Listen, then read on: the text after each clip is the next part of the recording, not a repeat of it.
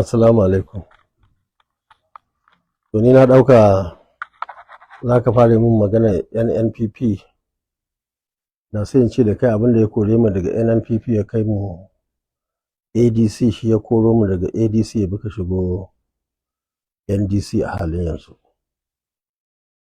Allah ya kawo mu wani zamani na siyasar zamani inda masu mulki da na gida da na sama burinsu shine kawai su ci zaɓe a banza.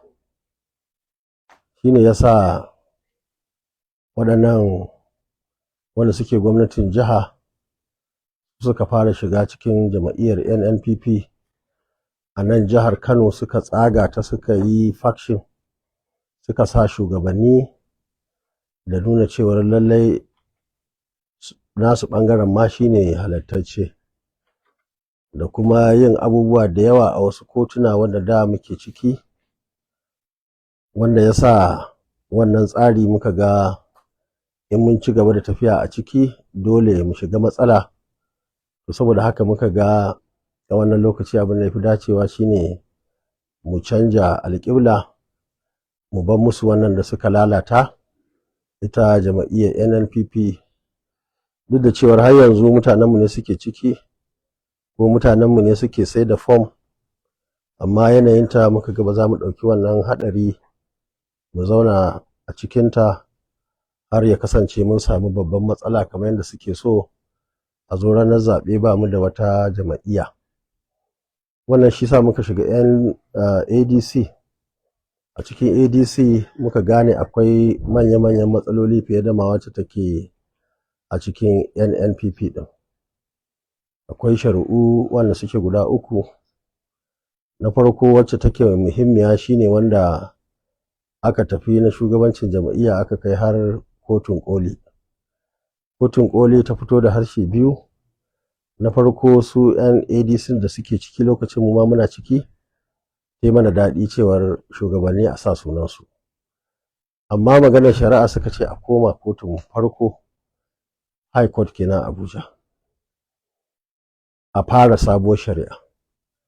Sannan muka ga shugaban ko in ce minista na shari'a na ƙasa gabaki ɗaya ya tafi kotu da kansa. Abin da yake so shine a ma goge sunan ita ADC kwata-kwata daga cikin tsarin jam'iyyu, a soke ta. Na uku, wata kotu ta ba da sanarwar cewar duk abin da muka yi na congresses wanda muka yi a jihohi mu ma nan mun yi, da kuma convention da muka je Abuja muka yi a kanta, ita ma aka ce duk a rushe. Gwamnati ta damu kwarai da gaske, suna so duk ta yadda za su yi su nakasa wannan jam'iyya. To wannan dalilai su biyun nan na NNPP da ita ADC, wannan su ne dalilai wanda muka bari muka shigo cikin wannan jam'iyya ta ADC. Yau kimanin mako biyu kenan, ranar 2 ga wata na wannan watan na Mai muka shigo cikin wannan jam'iyya ta ADC, amma a NDC. Amma alhamdulillahi gashi ta karaɗe kudu gabaki ɗaya, kuma tana karaɗe arewa a cikin mako biyu. Duk da wasu wanda ba su gane ba ko a nan jihar ko a waɗansu jihohi musamman maƙotanmu ba su gane ba, suna zaton abin da ya koro min abin wasa ne. Har yanzu suna ciki amma muna magana da su. Abin da ya koro mu ba wai don alƙaliman NDC ne ko ADC ba, haɗari muka gani muka bari. Da yawa shugabanni suna ta ƙoƙarin su kawo wasu dalilai ko su goge wannan abubuwa, amma babu wanda zai ce abubuwan nan da aka faɗa, maganar kotun nan guda uku ƙwarara, babu su. Da akwai wani abokinmu da ya tafi yana ta kirari, ya so ya kai ƙarar wannan jam'iyya kotu. In fact ya ma kai ƙarar, amma kotu ta jefar da wannan zance, wanda yake nuna cewar kusan mu kaɗai ne yanzu babu wani kes kwaya ɗaya a wata kotu wacce take tuhumar wani abin da yake ya shafi wannan jam'iyya tamu. Mun yi congresses ɗinmu, mun yi convention ɗinmu, kuma yanzu wannan jam'iyya ta NDC ita ce jam'iyya ɗaya tilo wacce kullum tsarinta sama yake, ƙaruwa yake. Babu wani mutum da ya shigo cikinta ya bari. Kullum kwanan duniya, kwana biyun nan da na yi a Kano, kullum jama'a sai tururuwa suke yi. Mutane kuna gani yanzu ma waɗanda suka zo daga waɗansu jihohi muke ɗaukar hoto da su, mutane suna ta tururuwa. To wannan ita ce jama'iyyar gobe a wannan ƙasar, saboda abin da muke ciki yanzu, zaɓe zai zama 16 ga watan Januwari, gashi kuma muna kusan tsakiyar Mai. In ka lissafa wajen wata 8 kenan wanda za a yi kamfen, wanda dukkanin abubuwa za su fito, da wanda suke wata propaganda mara kyau akan NDC. Kowa zai yi ya gaji. Wannan jama'iyya ita ce ta ƙasa, kuma wannan jama'iyya ita ce mafita, kuma ita ce jama'iyyar da za ta zama sasanci tsakanin kurakuran da muka yi a baya, musamman nan arewa, da kuma abubuwan da suke faruwa a ƙasashen duniya. Wannan jama'iyya ina jawo hankalin da mutane masu hankali, ba ma sai waɗanda suke ra'ayinmu ba, su yi rijista da ita. Kuma wanda suke buƙatar su yi takara, su yi ƙoƙari su hanzarta yin rijista su yi takara a ciki. Kuma kamar kullum muna kira ga al'umma na wannan jihar da arewa da Najeriya ga baki ɗaya, kowa ya himmata ya yi abin da ya dace domin samun zaman lafiya da kwanciyar hankali.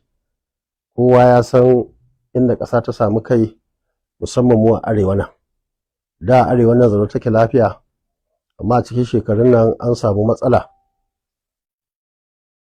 Mutane waɗanda suke 'yan ta'adda suna nan suna ta yin abubuwa marasa kyau, da sauran waɗanda suka daɗe, musamman 'yan Boko Haram da sauransu, suna ta yi, wanda yana ɗaya daga cikin abubuwan da muka yi signing da wannan jama'iyya ta NDC, da kuma waɗanda muke zaton za su riƙe takara.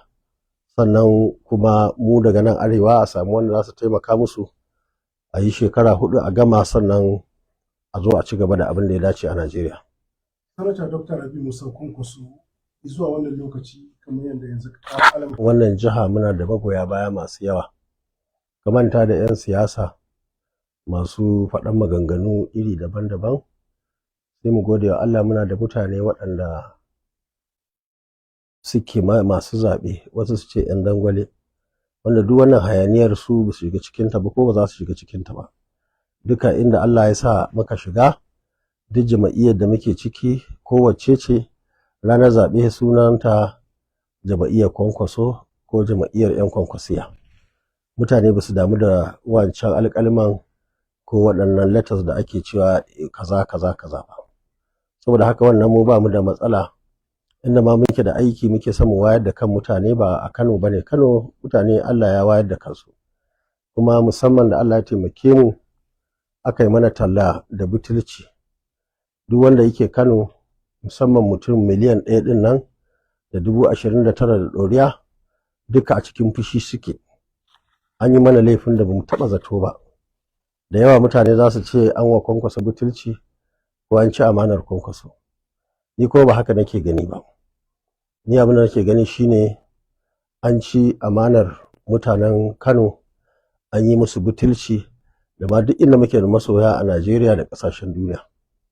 Irin wannan butulci da aka yi, ba na ji a tarihin duniya za ka sami irinsa, saboda ya haɗa ma da rashin hankali, da rashin daraja, da rashin mutunci. An yi mana irin wannan a baya, amma bai kai zafin wannan a gurin al'umma ba. Wannan an ɗauki tsarinmu, an ɗauki gumunmu, an ɗauki darajarmu, an kai wa marasa daraja a wannan jiha. Wannan abu ne wanda ke mai nauyin gaske, wanda shi kadai fushin da mutane suke akan wannan ba kaɗan ba ne. Shi yasa da yawa kana gani irin yadda suke ciki, ko a cikin garin nan da kasuwanni, in sun je ana nuna musu wannan ɓacin rai da rashin jin daɗi, da kuma nuna cewar abu ba daidai ba ne. Saboda haka mu ai a Kano ba mu da matsala, musamman ta irin wannan yanayi da ya taso na cin amana. Saboda haka muna sa rai in Allah ya yarda za a yi zaɓe da ba a taɓa yi ba a wannan jiha tamu a wannan ƙasa. Musamman Allah ya sa na samu wannan tikiti wanda sunana zai hau kan ballot da ni za a yi zaɓen a jihar Kano. Duk wanda ya je jefa ƙuri'a ba wai ka jefa wa wani bane daban, ka jefa wa Rabi'u Kwankwaso. Wannan ina da matuƙar muhimmanci a gurin mutanen jihar Kano, musamman ma saboda tun da aka soma dimokuraɗiyyar nan tun First Republic, duk yawan nan namu da gogewarmu da wahalar da muka yi a harkar jama'iyya da siyasa, ba a taɓa samun wani vice president a jihar Kano ba. Wannan abin takaici ne, abin baƙin ciki ne, kuma wannan in Allah da za a gyara shi, jihar Kano za ta samu wannan mukami ɗaya kenan. Na biyu kuma ya buɗe ƙofa wawai na samun shugaban ƙasa daga wannan jiha tamu. Duk wani irin baƙin ciki da ake cusa mana na kwashe gumunmu da kwashe kayanmu da duk abin da ya kamata a kai shi ƙarshen duniya, in Allah ya yarda nan gaba za a kawo shi cikin duniyar yadda zai yi wa jama'a amfani.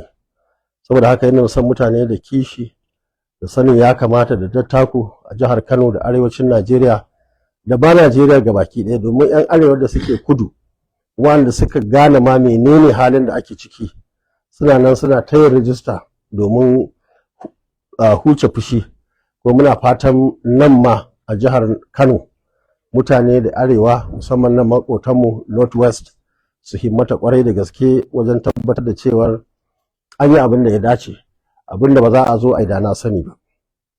Sanata Rabi'u Musa Kwankwaso, mutane sun wayi gari a 'yan kwanakin nan da kalaman Peter Obi na cewa zai yi zango ɗaya ne kaɗai.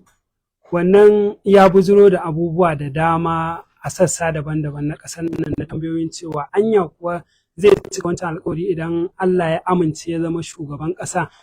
Kai a gogewarka da mu'amalarka da mutanen can na duka sassa ma na Najeriya, kana da ƙarfin imanin Obi zai cika waccan kalma ta cewa zai yi zango ɗaya ya saki damar? To, a yanzu dai mun sa hannu da mu da shi Peter Obi da sauran dattawa na Najeriya cewar jama'iyya a matsayinta za su yi one term ne, kuma jama'iyya ta sanar da wannan ran da aka yi wannan convention inda aka tabbatar da shugabanni na ƙasa. Bayan wannan, nan gaba ran da za a yi zaɓe a ƙarshen wannan wata na ɗan takararmu, a wannan rana shi ma Peter Obi za mu fito da takardunmu za mu bayani na mun sa hannu tsakaninmu da shi, duk da dama yana ta faɗa cewa sau ɗaya zai yi. Amma ba da abu da sai in ce watakila ma ya ce sau biyu zai yi. A cikin harkar muke, mu ne maganin sa. Dan an zo an ce za ka yi, mun yi alkawari da kai, mun rubuta, ka faɗa, duniya ta ji, ba mu ba tumakin siyasa ba ne. In mutum zai yi shikenan ya zo zai yi, to shikenan Allah ya baka sa'a, shikenan a raba gari kowa ya ɗau nasa a tafi. Ko muna ganin arewa ga baki ɗaya a lokacin nan za ta fito ta zaɓe mu. Amma idan duk arewa suka ce a'a sun yarda shi ne zai ci gaba da yi, a ba za mu ba su zaɓi. Arewan suke so ko kudu? Kamar yanzu mun ba da zaɓi a yi kudu, saboda mun san zaɓen da za a yi yanzu na sa Kirista ma a gaba shine maslaha a siyasar Najeriya. Mun yi kurakurai, mun yi kuskure. Yanzu ma hagu ɗan suna ta yi. Ai Muslim mun taɓa yi, an yi Abiola da Kingibe, ba wanda ya ihu yace da mu Kingi, saboda mu aka yi, ina deputy speaker aka yi. Abiola ya fito saboda cancanta, an zaɓe shi a Kano, an zaɓe shi a ko'ina, ya ci zaɓe.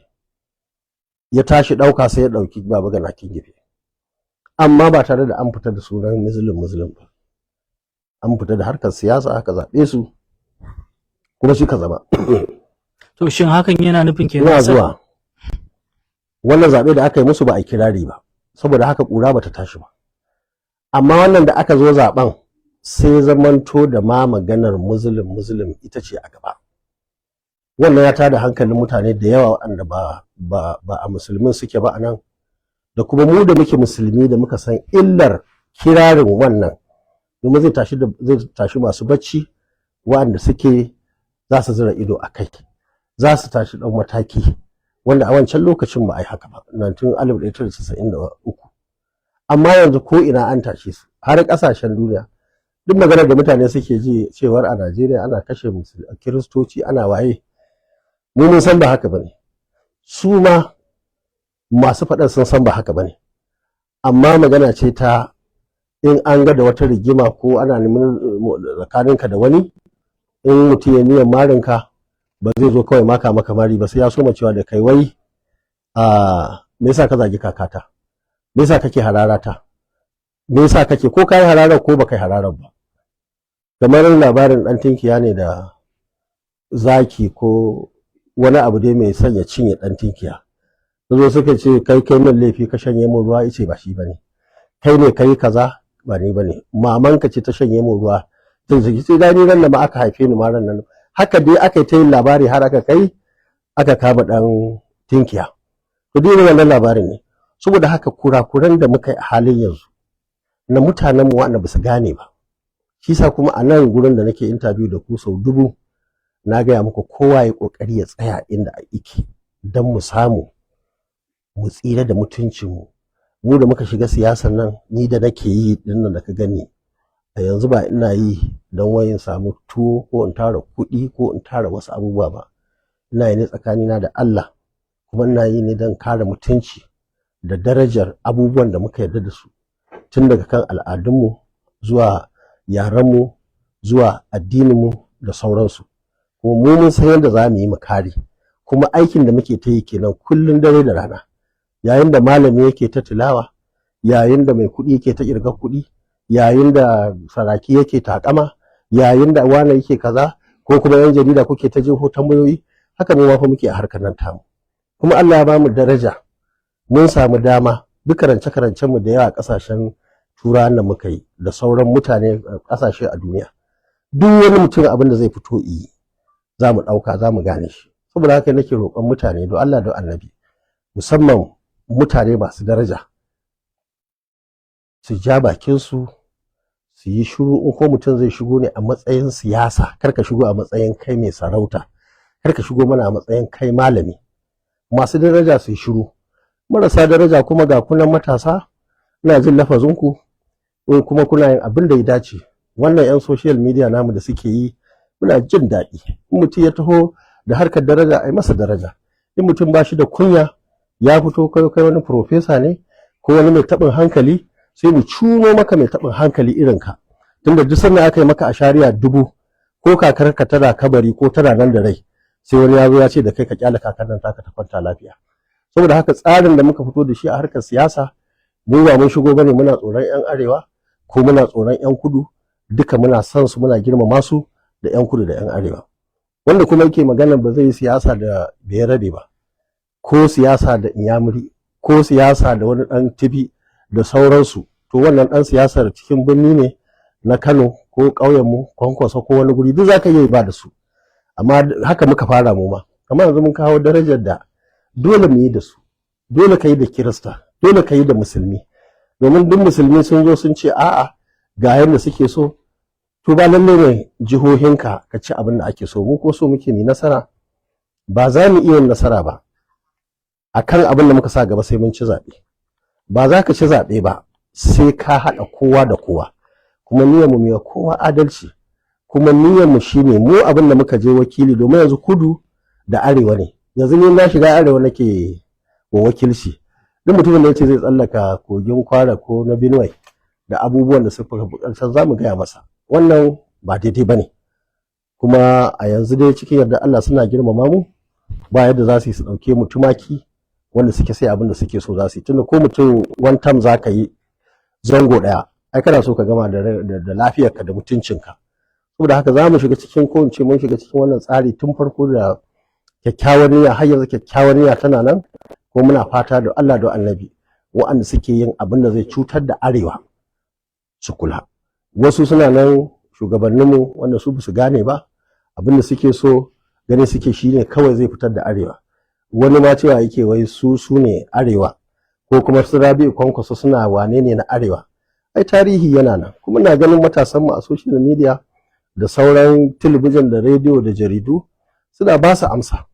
Tarihin kowa yana nan, ba yadda za ka yi tarihinka kowa ya sani sai kuma ka zo ka ce za ka canja ka faɗi abin da yake na ƙarya mutane suna jin ka.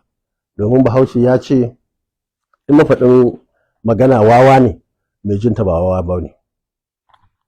Duba da wannan yadda tattaunawa ta nisa tsakaninka da Peter Obi, shin za ka shiga a primary election tsakaninka da shi da sauran 'yan takara ko kuma kawai za ka janye masa ne? Ai ba janyewa zan ba, ai tun kafin mu shiga dama jama'iyya ta ce ta kai kudu, da ni da wa'anda muke cikin wannan jama'iyya na arewa mun ce mun yarda, amma bisa ga sharaɗin one term zai yi. In yayi one term zai dawo. Kowa ya san irin daraja ta a cikin harkar siyasar Najeriya.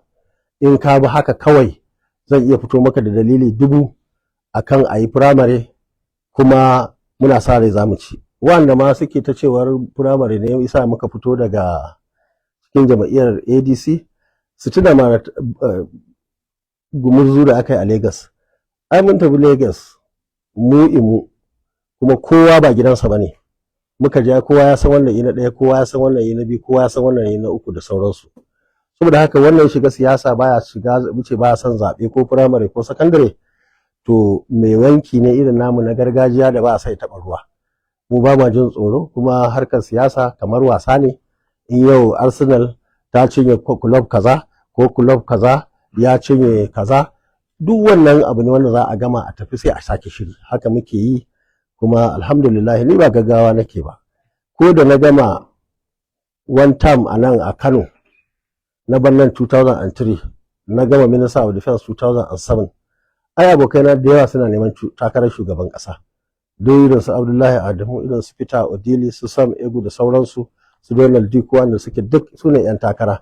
A wannan lokaci Allah ya sa aka ba Umar Musa Yar'adua. Wannan ya wuce, amma ni bana neman shugaban ƙasa. Sai da na dawo Kano nan 2011 muka yi, na dawo na gama aiki na tsaf, sannan ne gaba. To tun daga lokacin ne ko ba abin da zan dawo a nan, ko da ne sanata 2015 ba na yi ne dan na son wai sanata ba. Ra'ayina da hankali na baya can, saboda muna son gurin da yake zaka baje capacity, gurin da zaka tsaya, ba gurin da zaka daga hannu kana cewa a baka dama kai magana, kai magana duk a yadda kuma a kaiwa wani a matsayin shugaban ƙasa ko wani abu ya jefar da ita ba. Wannan alhamdulillahi an yi abubuwa waɗanda suke muhimmai, waɗanda yanzu an shirya na wannan aiki, kuma an shirya duk wani wanda yake a wata jama'iyya ko kuma wanda suke jama'iyyar mu, kamar maganar da ake na shugaban ƙasa, in ya zo ya ce zai sake wucewa, ai an ga abin da aka yi shekara ta 2015. Ai da muka ɗauki mataki dole aka canja, kuma dole ya dawo arewan, kuma alhamdulillahi abubuwa suka tafi yadda ya kamata, in dai ba dan su wanda suka yi shugabannin sun yi mana ba daidai ba. Your Excellency Sanata Rabi'u Musa Kwankwaso, tunda kusan ana iya ganin cewar jam'iyyar har ta mika tikitin takara ga kudancin Najeriya, wato jam'iyyar NDC. Akwai wani tsari a matsayin ku na jagorori daga arewa da kofa tattara irin matsalolin da za a fuskanta idan nasara ta zo ta bangaren Peter Obi din? Ai dama ina nan a cikin blueprint ɗinmu. Akwai abubuwa da yawa wanda muka shirya, wanda tun a debate na wannan muhawara da aka yi ta yi kafin zaben 2023, daidai da ɗauke wannan tallafin mai. Ai mu jam'iyyar NNPP ai ba mu yarda da shi sanket ba. Ai abin da muka ce shine za mu fara kashe cin hanci da rashawa da yake ya shafi wannan bangare. Mai ne za a kawo shi jirgin ruwa ɗaya, a rubuta sunansa, a sake rubuta sunansa, a sake rubuta sunansa. Mota ɗaya ce za ta tafi ta je ta ɗauko mai daga Lagos, a rubuta sunan tankar, a sake rubuta, a sake rubuta. Mai za a ɗauko a kawo shi cikin Najeriya, shi kenan sai a tsallakar da shi duka, ta tafi Nijar, a tafi Chad, a tafi har Central Africa. Aikin waye ya hana wannan? Aikin gwamnatin tarayya ne.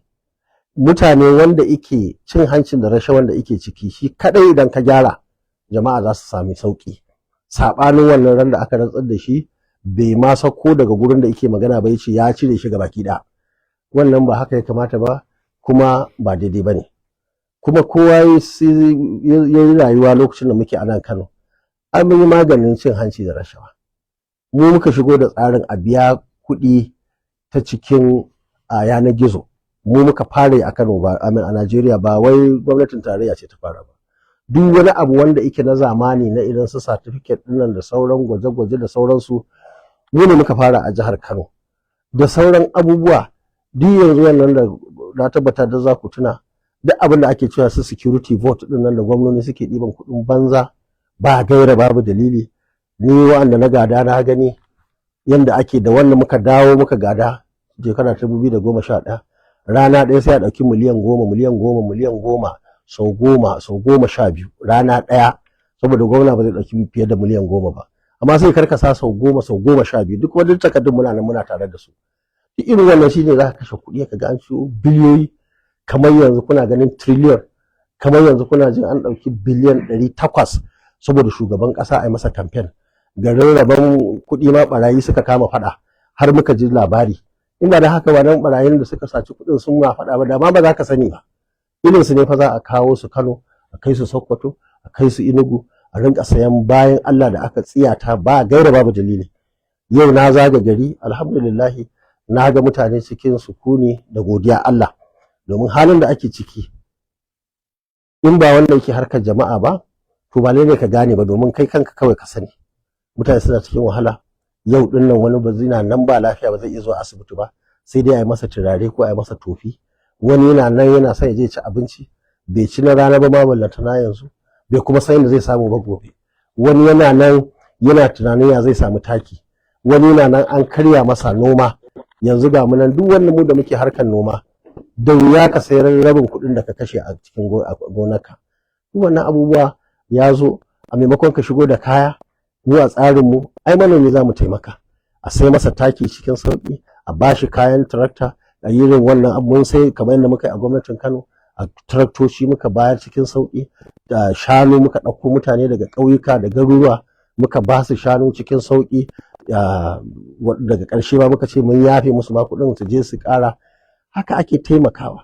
Yara ga su nan irin wanda suke yin a daidaita sahu ɗin nan, in ka fita sai ka kirga kafin ka gama zaga garin nan sai ka ga kusan miliyan suna yawo a cikin garin nan. Duka mutane ne, wani ma ba nasa bane ma ba, amma haka ya fito da shi. A nan zai samu ɗan abin da zai ci, a nan zai je biya balas, a nan zai yi kaza a ciki. Irin wannan ya kamata, yasa muka sai motoci wannan yake kaje ka sai gidaje a ƙasar waje, ka tafi kaje ka sai gidaje a Abuja da Lagos da Kaduna, kaje ka sai gonaki da fulotai wanda ba za ka taɓa amfani da su ba. Duk waɗannan abubuwa shi yasa mutum ya gama ga su nan dai idansa sai ya zazzare, da wa'anda suke kai suna tsoro, da wa'anda suka yi suka gama mutum ba zai sake ba.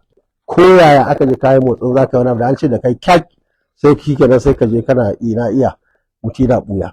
Irin wannan abubuwa ba sa taimakon mutum. In kana so ka samu kwanciyar hankali, ka samu nutsuwa, ka so jama'a, ka taimake su, damar da ka samu za ka yi wa mutane institutes ɗin mu za a gyara su, za a yi kaza, matasa su shiga, za a kai mutane ƙasar waje. Duk fa ba daga gidan kaka za ka ɗebo kayan ba. A furuban ne fa kana zaune a kujera cikin air conditioner da jin daɗi. Allah ya kai ka wannan daraja, amma kai tunani kake ka kwashe ka ba 'ya'yanka, ka kwashe ka ba kanka. Duk irin wannan abubuwa muke jawo hankalin mutane, musamman wanda suke da dama, wanda suke kai yanzu, wanda ba su sha ta yi musu yawa ba, da kuma wanda za su zo su tsaya su yi abin da za a yi. Yanzu mu a Kano ba mun yi satin ɗin layi ba, ga layi wanda suke na 'yan gandujiya. Duk wanda ya shiga har gwamna ɗin nan, shi wanda gina jin labarin ba sa ce da shi ɗan gandujiya, to dan me za a ce da kai? Duk irin waɗannan abubuwa ne in ka shiga gurin mutum kana kamar yanzu mutum ne ya shigo guna, wanda yawo kuma yana son a bashi mukami ko mu taimake shi rike mukaminsa, ka ce kai ba dan kwankwasiya bane, to dan menene kai? Mun shigo da kai.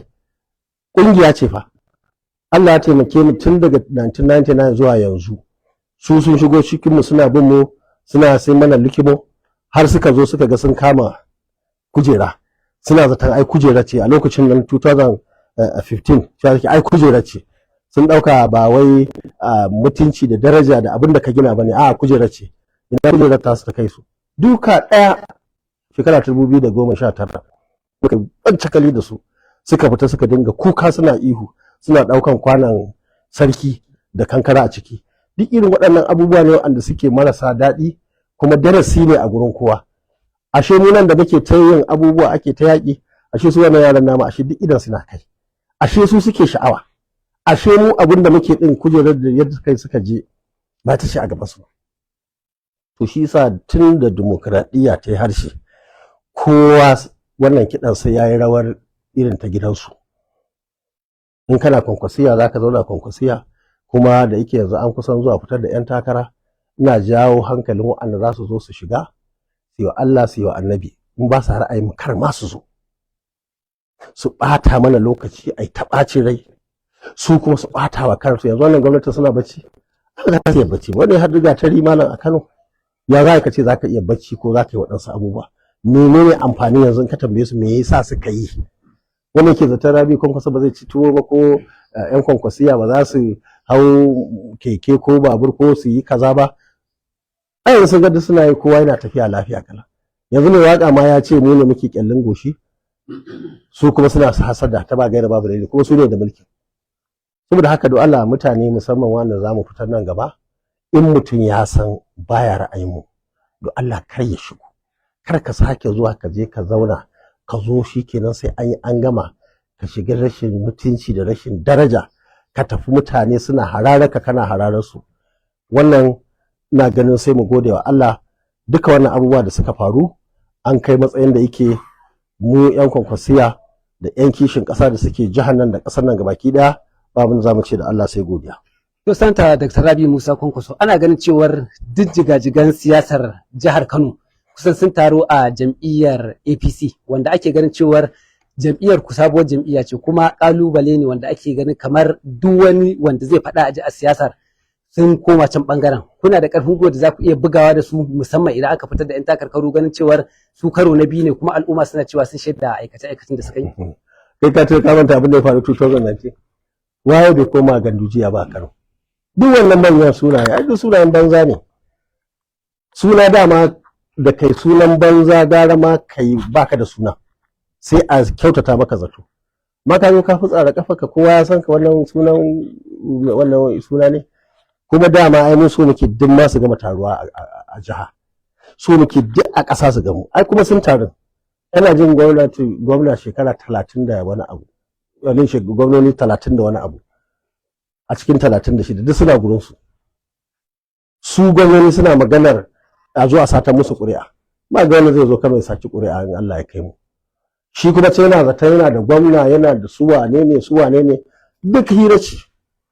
Yayin da aka zo ai wannan demokradiya inda karfin yake, indiya demokradiya ce, ai talaka bai zabe. Ran da yazo sai ya ce ga inda yake, ba wani wanda za su iya, duk makaryata ne. Dukkanin su ma yanzu siyasa ta zama duk yaran mu ne, shirme wa'anda ma basu gane rike mutunci da daraja ba, wa'anda suke zaton samun kuɗi ko jiniya ita ce wani abin kirki. Mu yanzu mun wuce yanzu nan.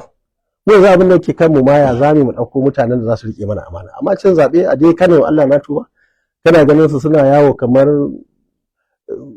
jaba a cikin jihar Kano, suna zagawa ana nuna su da baki. Me za wannan lalacewa ne a duniya, kana mulki ba taɓa irin wannan ba, ko gandujan da yake duk lalacewar ganduje ina jin ba a yi masa irin abin da ake wa gwamnati ba. Kuma saura kusan shekara, tun sai January za a yi zaɓe. Kuma in Allah da ba wani kuskure da zamu, kuskuren mai wa za mu zaga, wa za mu ci mutunci.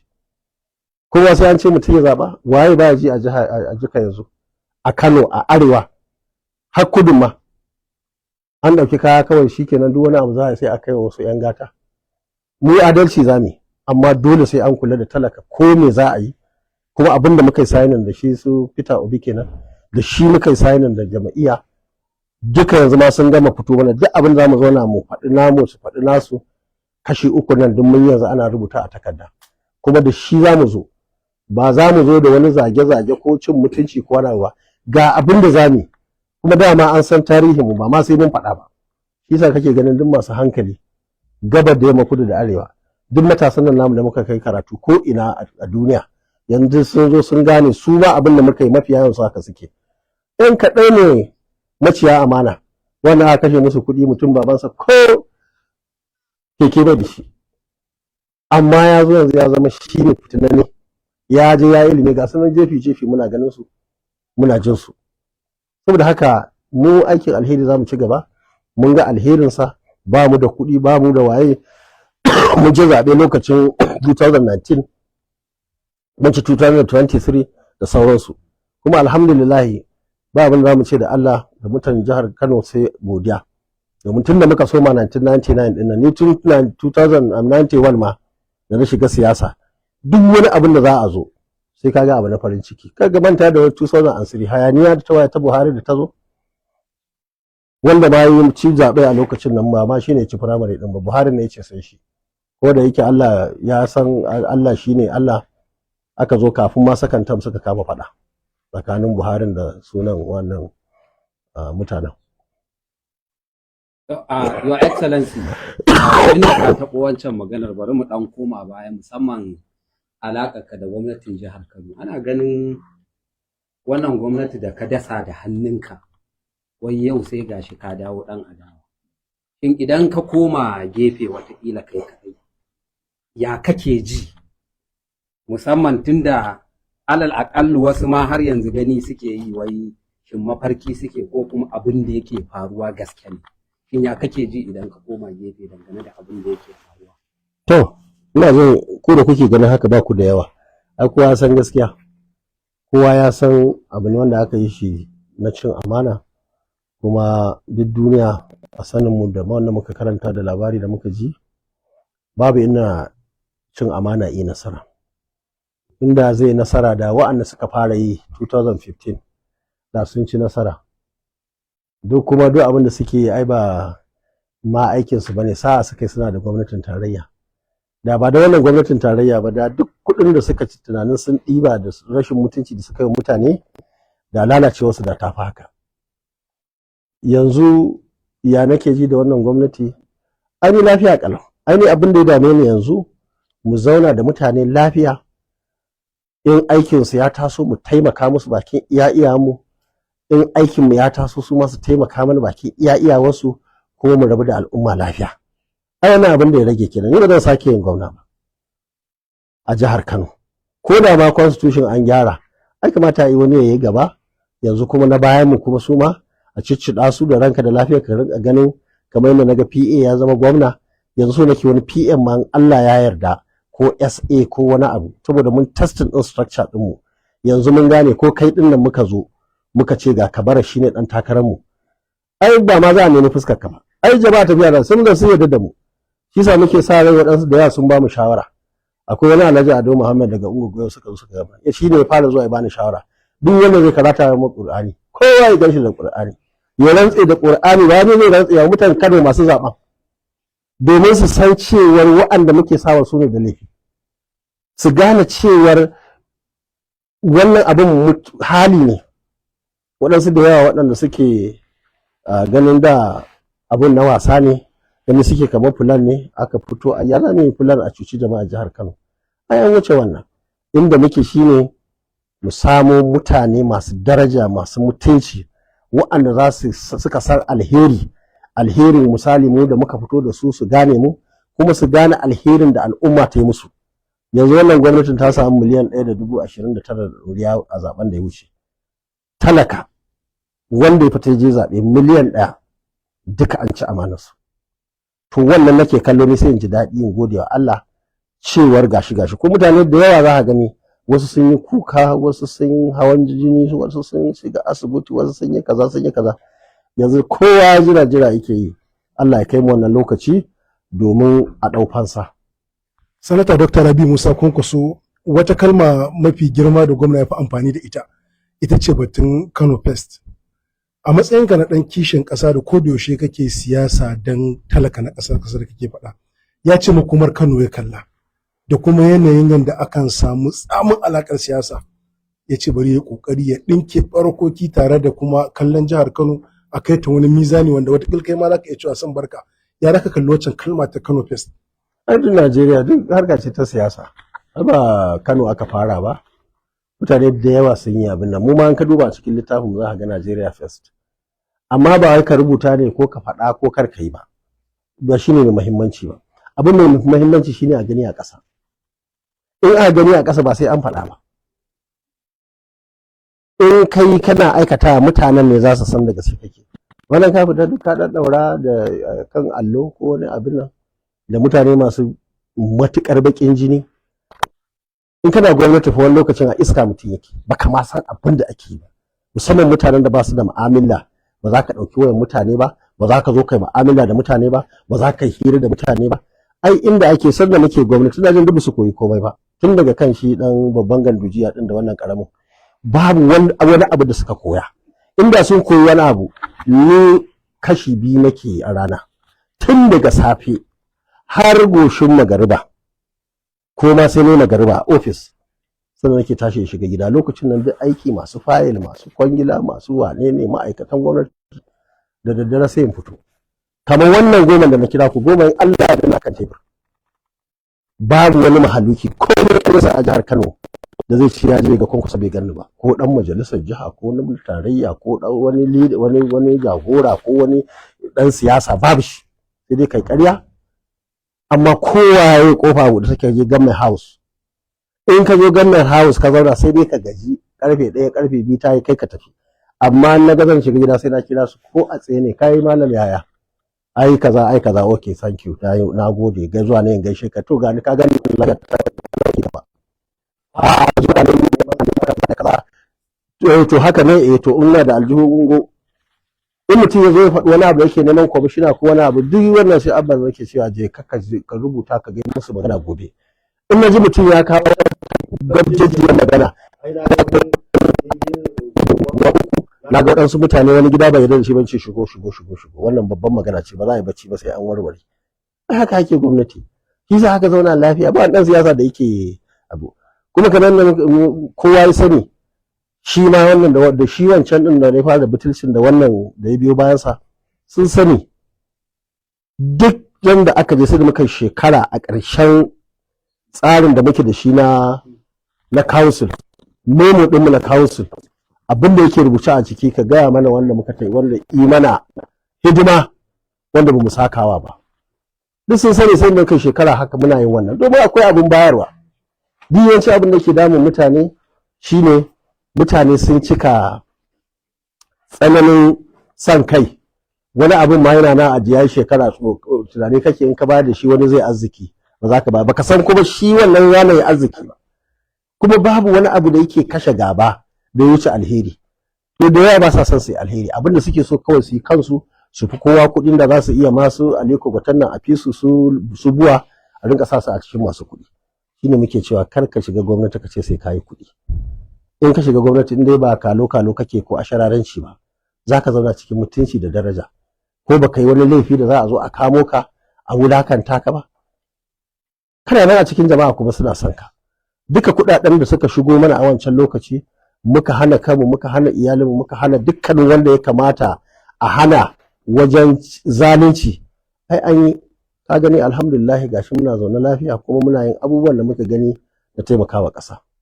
Sanata Rabi Musa Kwankwaso, ƙasa Najeriya tana da matuƙar muhimmanci a siyasar wannan lokaci ga jam'iyyar NDC. Zan ɗan mai da kai baya kaɗan akan maganar dai Peter Obi ɗin nan. Da yawa za ka ga suna cewa fitar ku daga ADC zuwa NDC kamar wata kafa ce ta ba wa Tinubu dama ya zarce a 2027. Ya kake ji da irin wannan fassara da ake wa motsinku na siyasa? Wannan makiya ne da mahaukata suke irin wannan zantutuka, gare da sauraron wannan shawaraki da sauransu masu yi, ma ina ganin su a talabijin da waye da suna faɗa. Ai na farko na gaya maka dalilai. Abu na biyu, abin da mutane suke so su wannan shugabanni abu biyu ne, kuma da yawa ba sa haɗuwa. Abu na farko wanda ba shi ne dame su ba, za su ce da kai suna son su cire Bola Tinubu. Wanda yake mafi mahimmanci kuma shine suna so su ba kansu. Yanzu ka yi tunanin, ko da a wata jama'iyya muke da ni da Peter Obi, ai kowa ya san jama'ar da muke da su, ko mahaukaci a ƙasar nan. Ai masu hankali tunda yanzu akwai wanda suka fi mu shekaru, kuma duk su suke haɗa wannan fitinar. Ai da sai su kirawo mu, in so kake a cire Bola Tinubu. A ADC ma kafin mu ta sai a kira mu a ce to in gaskiya ake so wa'annan mutanen su ya kamata mu sa su in dai fitar da Bola Tinubu kake so. Kaga da ba. Abin da suke so ba sa son Bola Tinubu, maybe da gaske suke ko maybe suna yi ne saboda kansu, tunda an cire Bola Tinubu din su ne suke son su shiga cikin shugabancin mulki. Kuma da lokacin sa. komai a kowace rana kowane lokaci abin da zaka iya akwai abin da ba zaka iya ba. Na ba ku labarin 2015 da na gama ko kuma 2007 ai ban nemi shugaban kasa ba, so nake sai na kafa tukuna foundation ina ya karfi, inda ba na je can na samu shugaban kasan ba zan ba ku kunya ba, ba wai dan ban zan iya ba ko kuma ba na so ba a lokacin. Saboda haka wanda yake son a cire Bola Tinubu inda gaske yake yi, to sai mu ga yayi wani tsari cikakke na gaske, tunda ko kowa bai sani, mu da muke siyasa mun sani. Ai kamar tim ne na bal, kai ka san da wancan ran da aka hada ma refu ne ma zaka yanka su ga masu ci. To masu hada biyu su suke ta wannan zancen mun dan mu yaga tikiti ko mu yaga abin nan, tunaninsu su ne arewa, su ne ake cuta. Ai mu yanzu mu ake cuta, mu ne ake cuta. Lokacin da ya dace daidai saiti mu yi sun hana. Sai waɗanda suke ganin sun yi gaba, in an samu mulki ma kana ganin abin da ya faru lokacin Yar'adua. Allah ya ji kansa, abokinmu ne, tare muka yi PF, tare muka yi SDP, ya yi takara ta gwamna, Allah bai bashi ba, tare muka yi 99 da shi na gwamna a wannan lokaci. Amma da ya zo lokacin da ya zo, ai kaga lokacin ni na san bai da lafiya, kowa san bai da lafiya. A wannan karan kamata a samu wannan yafi dacewa. Shi kansa Buhari mu ne muka haɗu muka goya masa baya, amma ko a lokacin ni na san akwai matsaloli. Wannan ta sa da wasu dalilai muka yi takara da shi a primary election, aka kai ta Lagos. Duk wannan 'yan Lagos ɗin da sauransu duk suka zo suka haɗu suka je suka yi wannan aiki. Kuma na gaya Fahimi wanda shine shugaban zaɓe, na ce Allah ya baka yawan rai, amma ina so ka rubuta abin da ya faru a Lagos, kai memuwa ka faɗi gaskiya. Kuma shi ya san wanda ya ci zaɓe a Lagos, saboda sun ya san abubuwan da aka yi. Wanda ya je Lagos sun ga da aka fara zaɓe, sun ga yadda mutane suka gigice, suka ringa yawo duk gabaki ɗaya gurin, suka je suka ajiye akwatuna a kasuwa, ba wani kare shi aka yi ba, kowa ma zuwa ake kawai ciki. Amma saboda demokradiya ko ba sauri muke ba, ka ce yayi, aka je aka ci gaba. Amma kaga yanayin da yazo ai ba na yi aiki bane, mafiya yawan lokacin yana cikin ko kasar waje ko a gida babu lafiya. Sannan ga wannan yazo